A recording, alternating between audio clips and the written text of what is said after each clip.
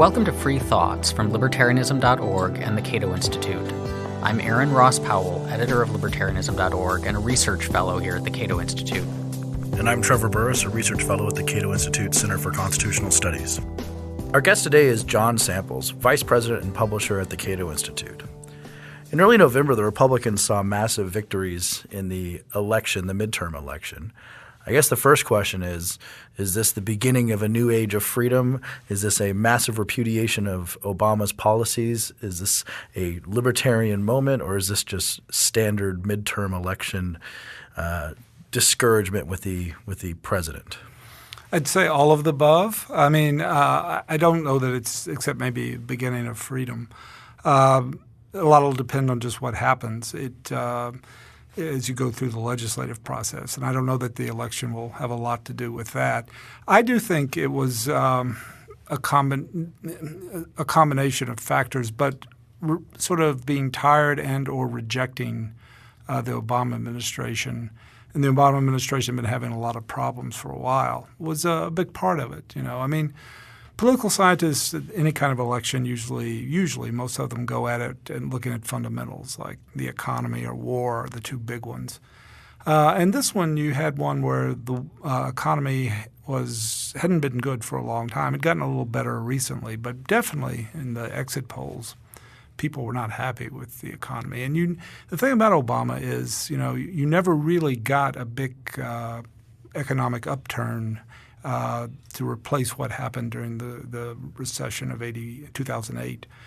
And so you're really off track in the sense of you haven't returned to trend. And it's a 100-year trend. There's really a lot in terms of lost productivity, lost wealth in that period. And so in a sense, I think that's in the background too. That, and he promised a great deal in 2008, 2009, which is probably always a mistake. Are we seeing a situation where Republicans who are possibly quote-unquote more right-wing and what we would say maybe more libertarian have better electoral prospects than they did 6 years ago, we would say, or 10 years ago? Yes, in the sense that it did seem to me in the midterms that the social conservatism, while some of the winning Senate candidates were indeed socially conservative, the emphasis on those kinds of issues, above all gay marriage, that's been in a long-term decline. Even in a decade ago, it was an issue but not front and center, and now I think it's really not an issue for candidates. So I think and in that sense, without putting emphasis on that, you could say a candidate looks more libertarian than in the past. The exit polls don't show a great deal, though, on the foreign policy front. It seems to me that the exit polls still show a Republican electorate in 2014 that was pretty hawkish. And on the other side, this is, I think, one of the interesting trends of this election, although maybe some quote-unquote more extreme – I put that in quotes because that's the way they would describe us – but more extreme Republicans can get elected or hold their seat.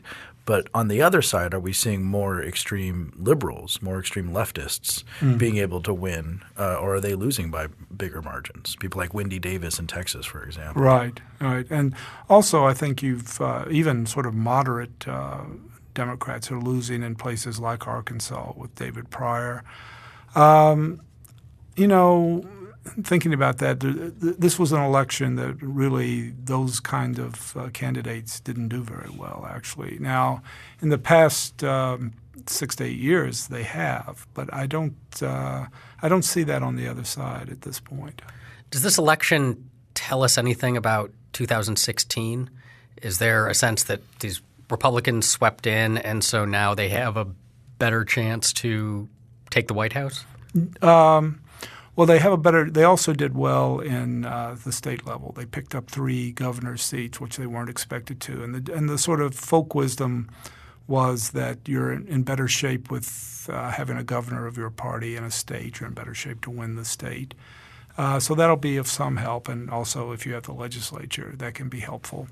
But I think the real issue here is you would expect the Democrats not to win the presidency in 2016 because it's been 8 years now. They haven't been particularly great 8 years Obama has struggled often to get above 50% approval ratings. He did win twice, but still it hasn't been robust in that sense. So I would think you would think this is the Republicans' election to lose. However, we've seen some, again, in terms of fundamentals, you're starting to get job production. The economy is looking better in that sense.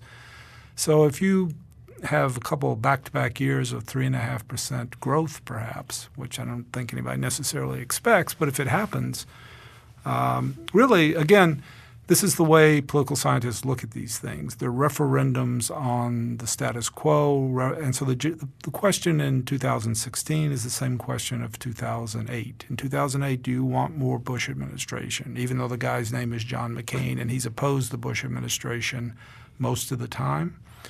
That's the question, and the same was with the elder Bush in 1988. So Hillary Clinton and Barack Obama are, not on great terms, I guess, but still she'll be running presumably as his successor. So the question of the Obama administration will be on the ballot in 2016, and right now you would expect that it hasn't gone very well. As is the case after every election, everyone's talking about it. Everyone's got an opinion about it. I mean, we're inside the Beltway. Of course, everyone has an opinion, and there have been lots of think pieces and whatnot. But also, just people I see on Twitter and Facebook in the day after the election were expressing all sorts of strong opinions one way or the other. And I guess what I'm wondering is, what are people getting wrong in the way that they talk about this? So are there things like where people think that this means X or that this influenced the election that, say, political scientists think there aren't significant or point in different directions than the conventional wisdom, just kind of myths of the way that people think about this election or other elections? Or what do political scientists know about this that the electorate doesn't seem to know about this? Or what – another way of putting it would be, what about that goes on in D.C. about this among the media-saturated environment that drives political scientists nuts? And I would say there's a couple things. One is the lack of attention to fundamentals, the look at the economy and so on. That was also true of Obama's reelection. I don't think I ever heard anyone mention that the economy had grown enough from the end of 2011 to 2012 that was entirely consistent with his reelection numbers. What other fundamentals besides the economy?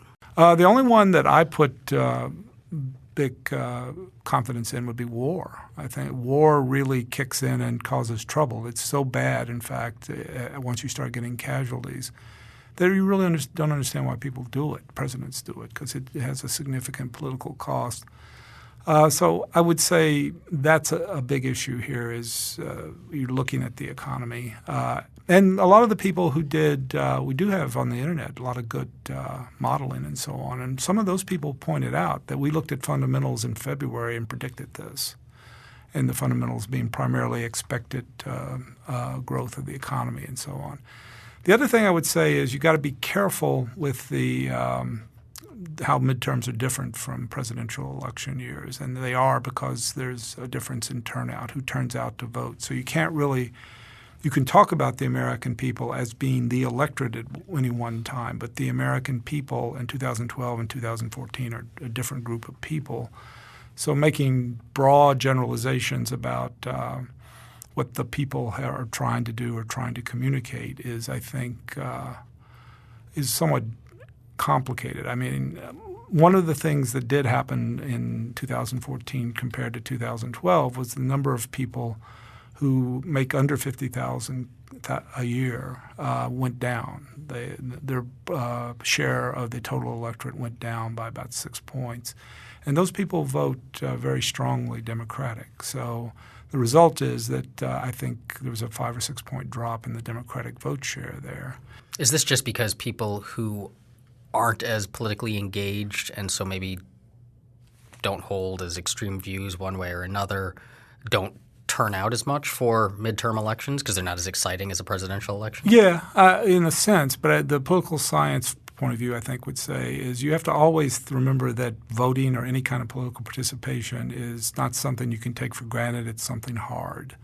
And so actually the normal case might be 2014, whereas 2012 or 2008, where Obama's on the ticket, he's an exciting candidate, tends to drive people to the polls. So by having it be hard, you mean that voting takes some effort. So because of that, you can't just assume that the kind of person who goes out and does this is a specific type of person that's not a representative sample of the population. Well, this is another part of these discussions, which is that there's sort of an idea that people will come out and vote, and that's sort of the norm, and there's citizenship norms and all that kind of thing. But really, it takes a lot to get people to vote particularly in these midterms. You're talking the range is 38 to 42% of eligible voters, something like that. And so in a sense, I think that's part of the story too. The other thing, there's a lot that's wrong.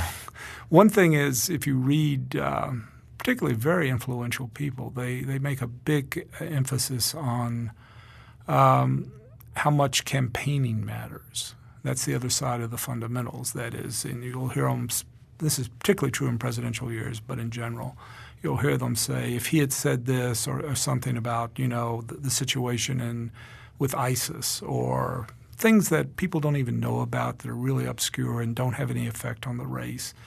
That's very common in Washington. And campaigning one way I can give you a point where I think campaigning did matter, but was in Georgia. Perdue, the Republican candidate, was behind and looked like he might really be in a runoff.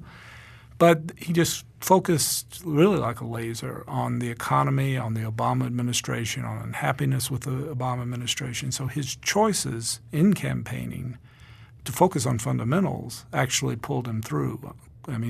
He finished very strongly. But that was not campaigning in itself, not some esoteric judgment about campaigning or being nice and having a friendly smile. It was to drive home the fundamentals point. Is this then this notion that if only politicians talked about these sorts of things, it would have gotten them more votes, a variant of what we sometimes call, say, the pundit's fallacy, which is this notion that the way the Democrats what they need to do in order to pick up seats or what the Republicans need to do in order to pick up seats is to adopt the policies that I, the pundit, prefer. That's one. That's a version of it. And there's, the one I always like is that there's something you could have done that didn't have anything to do with the larger world. The one I loved after 2008 was you'd hear these Republican operatives talking about messaging. We've got to have better messaging. If we'd had better messaging, we would have won. Well, you had a war and an economic meltdown. You weren't going to message your way out of that. And in fact, these kinds of things it has to be very close to begin with. And so the parameters are usually set by fundamentals. And then, there's other stuff that can happen in a kind of episodic way. But do we think that certain things that are assigned a fair amount of causal force, such as, let's say, Obama's, if you like your health care plan, you can keep it, that kind of thing, which I think was big enough that a lot of people who weren't even that engaged politically had heard about this and maybe actually affected them, because that's the thing about the health care. Even a war doesn't affect many people the way America fights them now, but health care might. Do we think that those things and the messaging about those things and their response, are those the kind of things that have more of an influence on elections, or is still just the small amount of undecided voters in the middle there are going to be influenced by this, but most people who vote are pretty decided? Well, that's the other thing, too. You make a good point, which is partisanship. We live in a highly partisan age. So a lot of these, if you look at those numbers about how partisans vote in the exit polls, they get, if you're an identified Democrat or Republican, not more than 90% vote with their party, for the party candidate. It's possible. I think to some degree for me, as an election issue, the health care plan remains Obamacare remains kind of an odd thing. It's in the past, the Obama people bet that this would become popular after it was implemented, and in the past that has happened. That happened with S-chip, and recently with S-chip and Medicare Part D. Part D, yeah. Although it was unpopular for a while there. But this one does seem, as a general rule, to have not – it's underwater. It's 50% at the exit polls in 2014 said 52% said they did not approve of it. So it's possible that things like that, it's created a great deal of uncertainty. It's been a lot of focus that the administration itself put on it. So it's possible that it made some difference, but mostly in probably loosely affiliated people. In part because, you look at the emphasis of the partisans. Democrats put their likelihood of saying health care was a major issue in the country now is much higher. So they were very supportive. I mean, that is the other thing, don't independent voters voting for the man, not the party.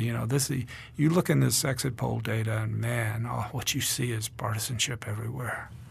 What about money? I mean, there's whenever one side loses, they tend to blame it on money. So it's, George Soros is spending this money and that's what caused us to lose, or the Koch brothers are spending a lot of money and that's what caused Democrats to lose. And that this money not only is, causing our guys to lose, but is somehow corrupting. I mean, there's this kind of underlying assumption that if things weren't being corrupted, then our guys would win because our guys are obviously right.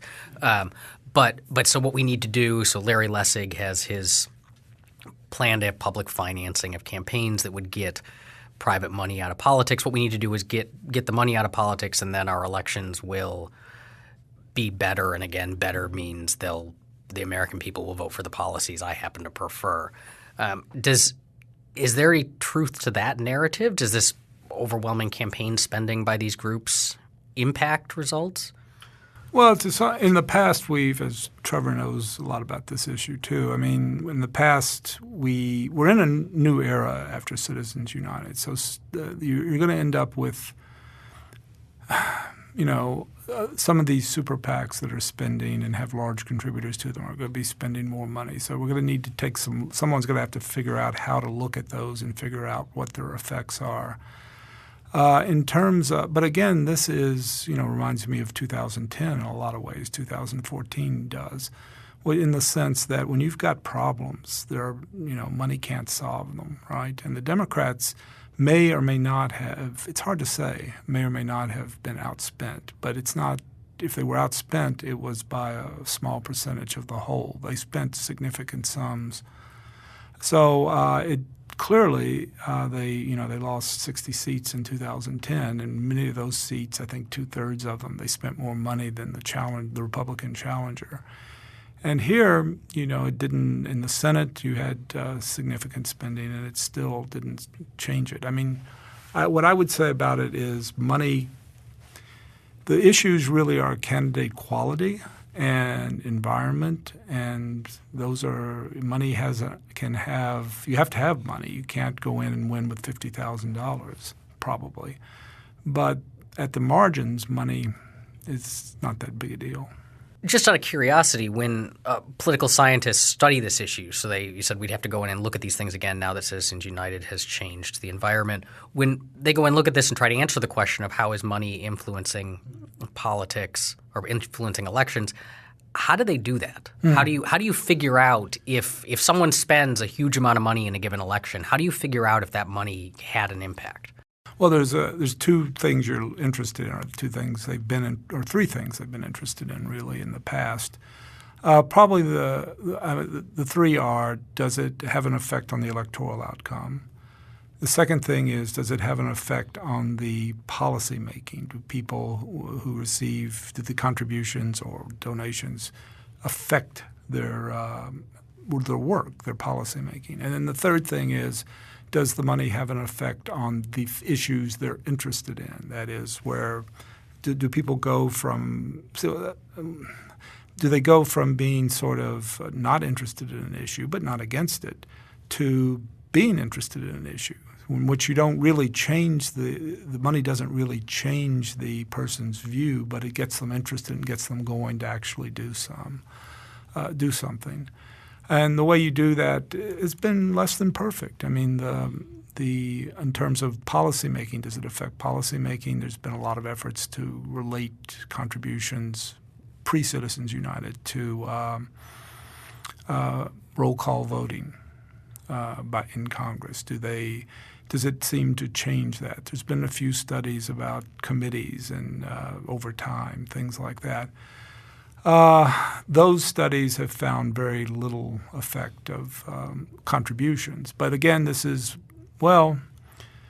was a period of large contributions up to McCain-Feingold, and that the studies there are somewhat limited, but I would say they didn't find a great deal, in part because the large contributors tend to be highly ideological. They're not trying to change tax breaks and things like that.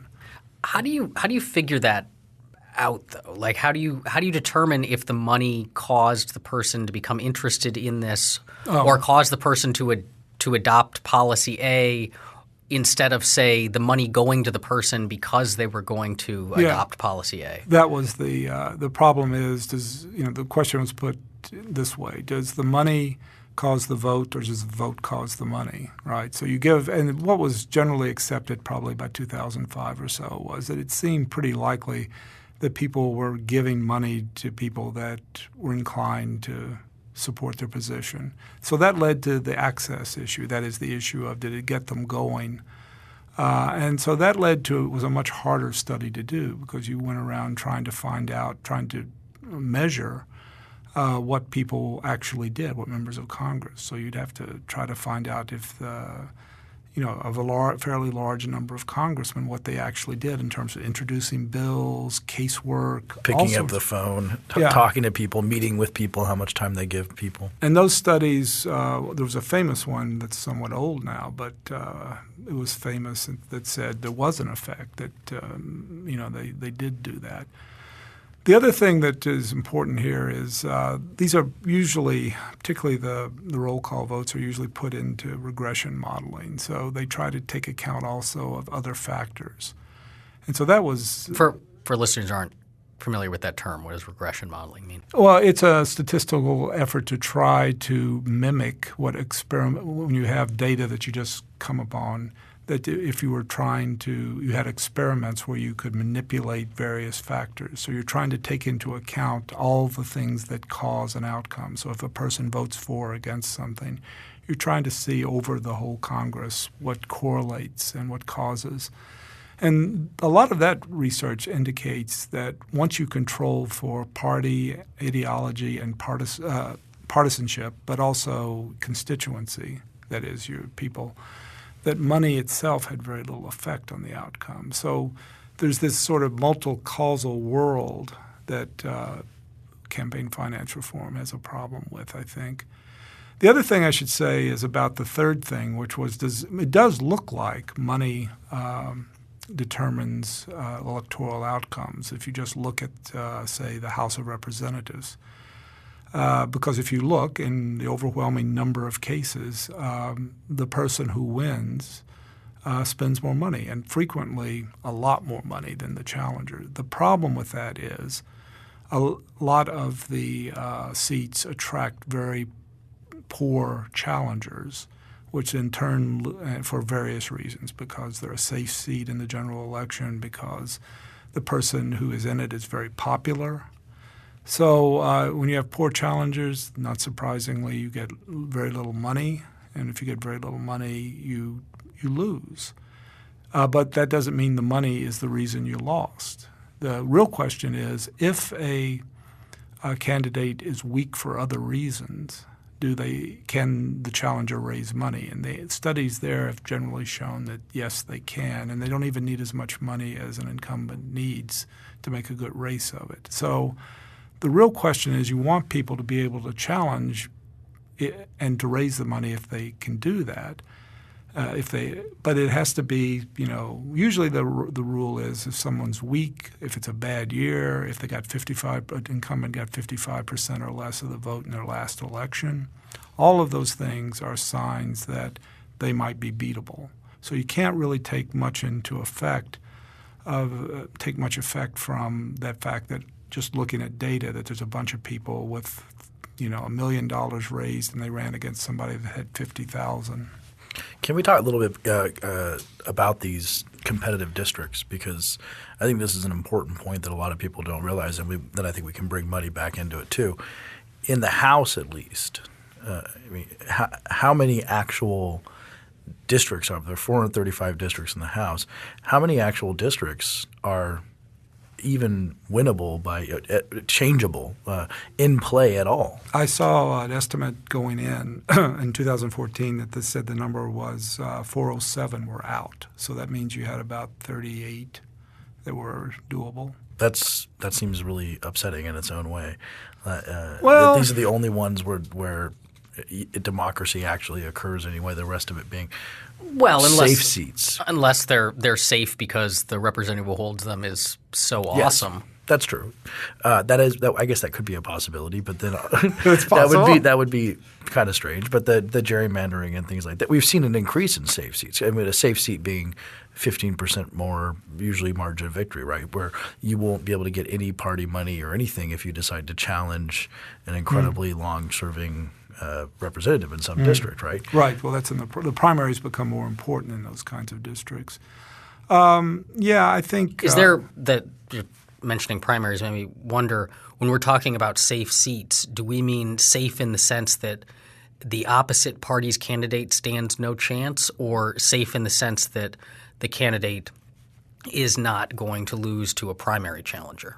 The safe seat is usually a reference to the general election. So it's not – you can still – I mean, some of these things have been surprising, like Eric Cantor. He would have said that he was safe both ways. He was certainly safe in the general election, but not as it turned out. So, yeah, and I think some of that, it's easy to overestimate how much of it's partisan gerrymandering. The partisan gerrymandering goes on in the general election. But a lot of it is where people live. The Democrats have a real problem, which is that they're bunched too closely together, to put it that way. If you look at if you just look at the blue and red map, you see it looks like the whole country's red with these little islands of blue, but they're about equal, really. So what you want, so you got 700,000 people, right, in a roughly a little more than that in a House district.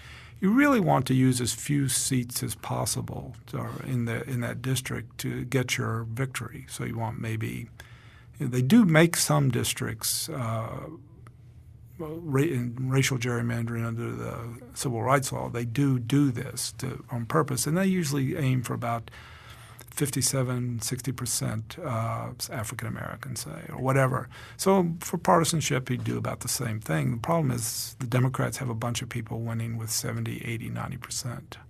And it's just because, you can only draw districts, our colleague Peter Van Doren was telling me about he used to live and was born in upstate New York, which basically is depopulated. And his parents, who live near Syracuse, are in a congressional district that's also in Albany. So there's this gigantic territory that has got a lot of people in it. It's very hard. You can't just create a Democratic district that's up in Rochester and takes out part of New York City. I mean, you could in theory, but it becomes problematic too. And in those safe seats, the ones that they look at the election. I want to go back to Monday. They look at the election, the party people, and also the outside spenders, which we need to make that distinction clear. And they say these are the ones that we could possibly win if we spend some money, maybe in these districts to turn. And then there maybe the money at first initially matters to get their name recognized, but doesn't mean you can buy the election in those districts that are actually in play. Do you think? Buying elections, the famous cases that have happened have really indicated that you can't. The money itself is not enough to. Now I think people like Meg Whitman and stuff like that. You're saying. Well, Tom Steyer, Tom Steyer, who was trying to. I don't know if he was trying to buy specific elections. He certainly spent a lot of money. I do think something did. I wonder if referendums are somewhat different. I don't know the literature well enough on that. You had this I remember reading about this referendum on gambling in Massachusetts, and there was predictions that there was popular The referendum was about rescinding a legalization of gambling in Massachusetts. And the prediction was that it would lose because all the money would be on one side. And in fact, the referendum did lose. But I'm not sure that even there the record is. I mean, money gets people excited, and it's a one-trick pony. It's one causal thing. And so it becomes hard, and it's a thing that people don't like, a lot of people that get excited about politics. So there's a tendency to think everything comes back to this one thing. And the world's a lot more complicated than that, I think. Well, let me ask about money in a different way then. If the people who want, say, public funding of campaigns got their way and we wrote that into the law and there was no more private money in politics, would that change anything as far as electoral politics? Would that usher in a new era of, in this case, Democrats winning lots of seats because they no longer have to face Republican donors, or would it just not have much of an effect? The thing is, you don't have full public funding in a lot of places. You had some in 2 or 3 states for statewide, and the effects were not large, although there seemed to be effects early on. In terms of, you had full public funding for a long time with the general election of the president. And, that's a kind of an odd race, a kind of odd election. So, but it didn't – I would argue – I think it's possible to argue that public financing made a difference in the 76 campaign. So Jimmy Carter may have become president because of it, because it kept the candidates equal. At that time, the Republicans were gaining a big edge in money before public financing. But on the other hand, Ford and Carter was such a close race that it's really anything could have changed it. Otherwise, I think, again, you're a model of fundamentals, what's the circumstances, what's the candidate quality, those kinds of things probably gets you most of the rest of it. The other problem about public financing is it's a weird thing about campaign reform arguments really is it's really unpopular. The public financing has generally been quite unpopular, although so-called reform itself is quite popular too. So you have this mismatch. I think the problem is, it's a classic public choice problem. If someone's going to have to create rules to allocate the money, right? And how are they going to do that? And is it going to be fair and so on? I think you would end up probably with increased stability of incumbency with a public financing plan. The outside spending in the election, and that's a point I want to clarify. We had the contributions, but the stuff that people are mostly talking about is this so-called dark money type of stuff in the campaign, right? Which includes with the people who use this term, which I don't use the term dark money, but the people who use this term includes the Koch brothers, includes Tom Steyer, and other people spending outside. So can you actually explain a little bit what this dark money is described and how it's being used in elections? Well, so there's the parties and candidates are within the system. That's the non-outside part, and they raise money. Basically, they're covered by federal campaign finance law. That means they're limited in the contributions they can receive. They're limited in a lot of totals, aggregates, and so on. And they also have to pretty much disclose everything. After Citizens United, and even before that, there was at various times there were groups that were outside the party apparatus that could raise money that weren't really limited by contribution limits or donation limits, and they also may or may not have had to disclose everything, who the donor was. This would be like Citizens for a Better America type of thing. Yeah. Well, Citizens United. Yes, yeah. And then it had relationships also to corporations, which was complication in itself.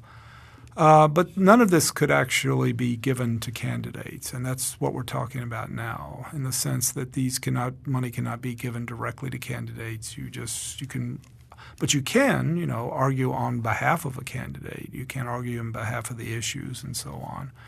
And so essentially we have a kind of parallel universe of fundraising and campaigning going on. We've really built a second kind of campaign apparatus after Citizens United. And that may or may not have to be disclosed. It depends on the circumstances, but it doesn't have to be for sure. And that's the issue. And now you have to keep in mind that I read something a couple days ago about everything's preliminary about 2014, but it does look like in almost all the cases that were competitive races that candidates and parties outraised the outside money. So in most cases, the parties still matter. And I would like to make one point right here is the reason we have the system we have is because of McCain-Feingold. A choice was made by reformers in 2000, 2001 that they wanted to get rid of the money, which at that time was large donations going to the parties, right? If you had just legalized all of that, all of the money that you're talking about, generally speaking, there'd be a little bit outside, but generally speaking, this would be going inside to the party apparatus, and you would have another line. All these concerns about influence would have the problem that party leaders would stand between donors and individual candidates. Instead, we have a different system, and it's entirely because they wanted to not have a party system. And how do candidates, do you think or know, if you have direct knowledge, usually feel about this outside spending? Do they, because they don't have control over it, so and theoretically they're not supposed to coordinate and make sure that, that our message is going to be on the economy this week, so you outside spender, make sure you stay on the economy. They might say something totally different and make the message go somewhere else, make the conversation go somewhere else. Well, there's a big story here, which is that I believe in a lot, which is that the party leaders and people involved at this level in elections really know how to adapt and go through pretty quick learning phases and all that kind of learning cycles. So I think probably early on in this period, post-Citizens United, that there was anger from a lot of the candidates because they felt that these outside groups were saying things they didn't want said and so on. They were angry about not being able to control their campaigns. I think that two things are true. They've learned to mitigate that, and also they've learned to stay within the law at the same time. So they are both and one way to do it is you simply hire people who used to work on your campaign to run these outside groups, or these outside groups hire them, and then they pretty much know what's going on. Or you can coordinate by just going into the newspaper and say, well, we're going to be concentrating on blah or whatever. That's public speech. It's not illegal or anything. So I think that's been learned generally how to. And so we have, because the First Amendment exists, we've gotten where we are, and there was really no choice about it. But there could have been more intelligent decisions made, I think, about system design if we were just designing it. And for the coordination part, that's something you hear people talk about this too, that is when you have the outside spender and the candidate coordinating, that in some ways that's illegal, that can run afoul of the FEC. But if what is the concern with coordination? Or a better way to put it, so why are we doing this at all? What is the wrong that we're trying to stop by making sure that they're not coordinating with outside spenders? What is the evil we're trying to keep from happening? You don't. First of all, consider the normal case, which is I give you a contribution directly, and you give me a bridge or a contract to build a bridge. Okay, that's what we don't want that. If you coordinate with a third party and I give them money, that's in a sense there's an intermediary, but this relationship remains the same. The other issue, of course, is independence means that corruption rationale, that's one of the rationales for regulating basically freedom of speech through campaign finance, that corruption rationale doesn't exist. So there's those two things. It's all about the corruption idea and how direct the relationship between the contributor. And the assumption is if you're coordinating, then you've really recreated a direct relationship and therefore the potential for corruption, and you should be regulated, or you could be under the First Amendment. So taking a step back from all of these details, I guess my question is if the political science data says effectively that campaign spending doesn't have a huge effect, certainly doesn't have as big of an effect on outcomes or policies as people tend to think it does, and that those studies are out there. I mean, political scientists aren't hiding this stuff. Why do people spend so much money on campaigns? I should say, first of all, in answering this, it's a slight mistake to say that they don't have effects. The evidence is that high-spending campaigns actually improve voter knowledge and make it more likely that people will vote at some margin. So in other words, it does look at these positive results, particularly positive results of negative ads and so on. And the way to actually realize that that's true for listeners who are skeptical is imagine an election where the spending limit was $200 and no one would know who was running for office. No, there'd be 5 signs, and unless you happen to drive by one, you wouldn't even know what the issues were. So clearly it can be too low, and spending high can increase that engagement. And so that's another reason for competition. Competition's associated with high spending. But to return to your question, how do we explain this? There's we got to have another explanation for it. That is, this is what you've mentioned is the investment theory. That is, people spend on candidates and then candidates give them something, some return on it. But it may well also be that people they may have that and it may not work out. They may be doing that. But the other thing is they may just do it for consumption reasons. They may get involved in politics. And I believe particularly with high dollar donors that you really do see that in the sense of people like Steyer and Soros and the Koch brothers. These are people that have big picture issues. They're against wars. They're against global warming, climate change, and so on, or whatever.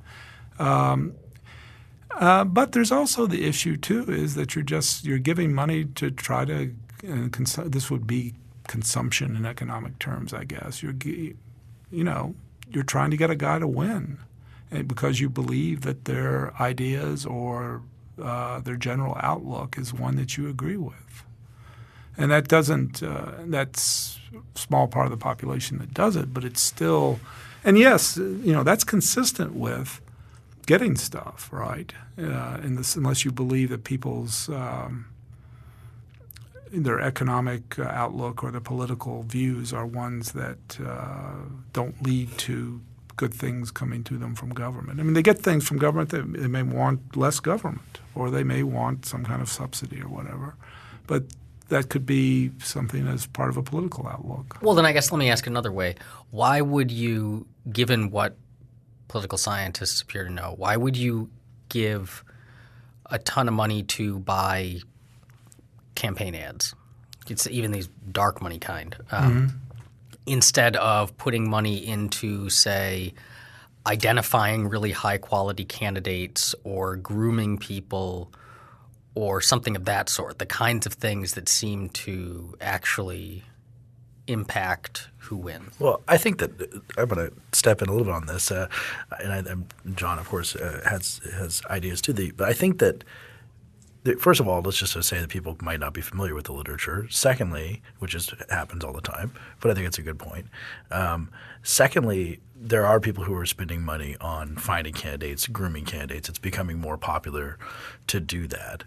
And thirdly, ads do work. I mean, they're not totally useless. So if you don't have any ads whatsoever, it's a problem. So if you were trying to run a campaign in some way and you wanted to try and get someone elected, I would advise to try and find a good candidate, try and groom them, try and make sure that they're a good candidate, but also spend some money on some ads because we don't want to say that money is irrelevant. It matters. but it's not the only thing that matters, and it's not determinative of as many things as people seem to think it's determinative of. This John Sides and Lynn Vavreck's book about the 2012 presidential election is good on this, which, they make the point that money didn't have much effect on the outcome, but you had to get to even first, right? So I think some of the appeal at some level, even regarding these last-second ads and all that kind of thing, is it's not so much that you're going to accomplish a lot, but if you don't in a close election, it might make a difference. In other words, you can make it 50-50, and it turns out without you, it's 53-47 in terms of the shares of spending. What's more than anything else, what these people are doing is they're preventing the other side having an edge that might make a small difference. Let me ask about something that I'm always struck by after these kinds of elections, and that's the distribution of voters to candidates of the different parties. Because we've talked about there are safe seats where the results are extremely lopsided one way or the other. But it appears that at, say, statewide elections for senators or presidential elections that are nationwide, you don't tend to get landslides one way or another. And the results are often quite close to 50-50. It's like 51-49, 52-48, somewhere in there. And this has always struck me as kind of bizarre. Because if you take anything else where people have like two choices, you don't tend to get 50-50 distributions. Like Coke and Pepsi, you don't get a 50-50 split of the market. Marvel Comics versus DC Comics, you don't get a 50-50 split of the market. And so it seems totally unlikely that in politics, where people are, there's a set of ideas that they think are true, and these ideas are more appealing to them than these other set of ideas, and so they vote for the guy who represents the set of ideas that they're appealing, that the American people would split so close to even on these things. So is there something weird going on there? You're talking about the underlying preference set, and the underlying preference set is almost certainly as you describe it. It's a continuum. But it's forced into that kind of binary choice because we have a two-party system. We have single-member districts, first-past-the-post elections, so that you don't get from most districts, most states, from any state, you don't get a multitude of in other words, if Kentucky has 6 House members, you don't get they come from 6 districts, not from Kentucky itself. And you might arguably have, if you had Kentucky represented by 6 people and the 6 top vote getters in Kentucky, you might have greater distinctions that reflect better those divisions within the society. But then you still, to get to some kind of legislating, would have to have some kind of bargaining going on. In other words, what you're talking about basically is that, yes, the preference set prior to politics, as it were, is not going to be binary in this way. I think this is that point. But the political system we have does force it into – But that's what I'm wondering is how do we get to – because if the parties – most people tend to think about the parties as representing these kind of broad ideologies. So there's a Republican ideology and there's a Democrat ideology, and people identify with that ideology. And you may be more extreme, like you're more Republican, I'm less Republican or whatever, but we still identify with this broad set of ideas. But in other fields, so there's these polls that are conducted with philosophy professors asking them about their beliefs. And a lot of it is like, which school of different philosophies do you think is correct? And so take moral philosophy, which is the closest to like political ideologies, right? And so you don't see these like even divides. You don't see 33% utilitarians, 33% deontologists, 33% virtue ethicists. You see, much more clumping. One kind of dominates and the others are smaller. But why do Americans seem to sort nearly perfectly 50-50 into these two ideologies? I think that you're here you're asking a question we've talked about before on Free Thoughts, and I've talked about in like my Primitivism of Politics episode too, that in terms of deontology, utilitarian, however you're going to be a moral philosophy, there is no victory at hand there. There is no first past the post victory. It's not that either this guy wins or that guy loses. And so if there is going to be a victory, it's going to push people into choosing one over the other because the victory means a loss. So in all these other situations, there isn't a victory or there's not a loser. So it makes people think I'm going to choose one over the other, and so they tend to put themselves into very broad groups that end up being, if you just take the bell curve of distribution and cut it in half, these people to the left of it call themselves Democrats, and these people to the right of it call themselves Republicans. And then don't forget also the behavior of candidates within each little district to run to the middle to try and make sure that they're right there and right about where everyone is having the debate, right? So if we did graph their opinions as a bell curve with a continuum, the debate will be in the middle, whatever it is. And with these artificial teams, which is true, these are artificial. We've invented this game. We've invented the rules of the game. But at the end of the day, I think it sort of describes a kind of moral intuition. I mean, it's not complete, that runs in the bell curve like that. There is another way of answering the question is just to point to some interesting new research by two political scientists named William Claggett and Byron Shafer. And there's this big data set on public opinion called the American National Election Studies data set. It goes back to 1950s, and it's the best one, biggest one, longest lived. And what they were interested in is, could you really talk about voters in terms of issue voters? Do they have kind of an issue outlook? Just a team. Apart from these, you could separate it from – so there's a bunch of issues over the time at various times, various kinds of questions have been raised in these national surveys. And what they've gotten out of it's quite interesting. They claim that there are basically four major kinds of outlooks out there. So it's not two, it's four. And and I swear Cato Institute didn't support this research or anything, or didn't even know these guys. You basically have conservative and liberal, but then you also have a libertarian and a populist point of view. But they don't map onto parties real well. They do. I mean, in the sense that conservatives vote over time more and more for the Republican Party, and liberals more and more to the Democratic. But the populists and the libertarians have been going back and forth between the parties for some time. But the other interesting point is, I should say, a populist is shorthand would be liberal in economics and conservative in values, and libertarian would be conservative in economics and liberal or tolerant in values. So that's what they're working with here. There's more conventional views. So it may well be that there's these underlying kind of roughly general frameworks, and then they map onto the parties in different ways. So you're right to say, but then it's not, there's clusters of points of view, libertarianism being one that would have these free market ideas combined with social liberalism. In exit polls in the last election, 54% of people answered yes to the question, is government doing too much? And presumably people who think that government should do less are moving in a libertarian direction.